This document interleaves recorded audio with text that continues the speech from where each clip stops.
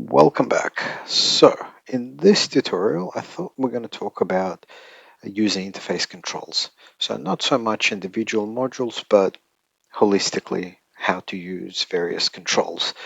The only thing I'm going to point out is that cartridge development is a little bit different. It's the main part of the application, and it has quite a bit of native controls, native features. So we'll cover that in its own tutorial. But everything else we'll cover, and a lot of them will translate to cartridge development, but we'll cover other modules for now. So let's start with rifles, and this is a typical thing that you can see. You'll see this icons, two icons at the top right everywhere. One is this native touchscreen view. So if you're using this software on a tablet, on Android or Apple tablet, you can select this view, and you'll actually have a much better navigation with a touchscreen as opposed to a table. The other thing you can do to increase screen real estate is you can close this menu and minimize it to icons. So now we have a much better user interface when we're talking about touchscreens. Uh, there's a little pin right next to open and close button. There's a pin. So a pin means that this menu will always be open. Whenever we click, we can minimize it, but if we click on something else, it'll open itself again. If we unpin it, then we can close it, navigate somewhere else, and the menu will stay open. Minimized until we unpin it and click somewhere else. And we'll go back to the table view for now, but table view and touchscreen view, they're the same controls. It's just much easier to record a video with a table view. The next icon is this, and you will see this on most screens as well, and this is export. So this table, this information can be exported straight away by clicking this button, and you'll get a file that can be opened in a spreadsheet application like Excel. Then we're going to go to somewhere else where we get a little bit more controls, and we'll go right to left, delete. Well, that's self-explanatory, delete. Archive means that we want to archive this record. We're no longer using it. However, it has relationships. It's especially important in cases and projectiles where we've ran out of projectiles. We can clone them, which means we can make an exact copy. We can then archive the one that we used up. So we'll click archive, and we'll see that we've lost ability to edit this record. So if we click it, it's still here, still usable, but it has been disabled. And likewise, we can restore the record from the archive. Back to delete. Delete simply means delete. Clone we've covered, that makes a copy. Use then, so this information icon appears in cases. It will also appear in citing system and a few other records. And this basically means that if there's a relationship, cases have relationships to recipes. So we can see that this one's been used here. So if we look at the information, we know exactly which recipes this case have been used in. If we click on citing systems and look for something that's been used, we actually don't have anything that's been used. We'll have nothing. Whenever you see this icon here, that's copy. You can copy things to the clipboard and paste them into Excel or Notepad. And I think we'll assign an optic just to demonstrate what I'm talking about. So if we go back to citing systems and we'll look for a mounted optic, which is right here. If we click on information, we'll actually see the firearm that it's been assigned to.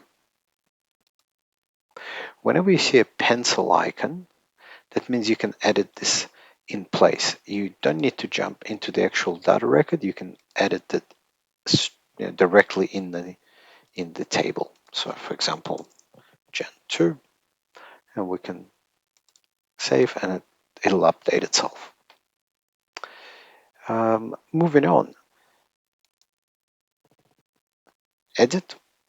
That basically means whenever you see this icon, it means you can edit this data record. It's pretty much equivalent to clicking on it. It's just a convention to have that edit button. And I think that's it. I think we've covered all the interface controls. Some controls we can have if we click on cases, for example, we can have more. In some of these data forms, you'll see this kind of link, and they're specific to the field. So if you click on it, you can work within this field. And we cover specifics of these features in module tutorials. So for example, this one is covered in cases, in firearms. This one is covered in firearms, but just know that if there's links, that means there's additional functionality that can be used. Cover, view, and delete. We've covered the file management, the file upload widget. So that can be viewed in a tutorial. And whenever we see inside rifles or handguns, this icon here, that's a maintenance log, so we can update our maintenance of this particular firearm. Moving on, if we actually want to change user interface, and remember application is still growing, so there's not a lot of tweaks that can be done here, but immediate ones are suppressors and handguns. So not everyone owns handguns and not everyone owns suppressors. So there's no point having this option in the main menu. So what we can do is we can go to application settings and we can actually hide suppressors and we can hide handguns. And if you're not interested in cataloging factory ammunition, you can hide that as well. So we can save, and we'll notice that handguns and suppressors are now gone. The features are still there. If you had some handguns or suppressors defined, the data is still there. It's just not being shown in the menu, which makes it a lot easier a lot neater to work with. Or we can display them back. In firearms, you will see red flags against some records and you will see red flags against all new records. This is a maintenance reminder. We cover this in maintenance tutorial, but what it is it basically telling you that this firearm is due for some kind of maintenance, which can be used with this icon here, and we can add a maintenance record.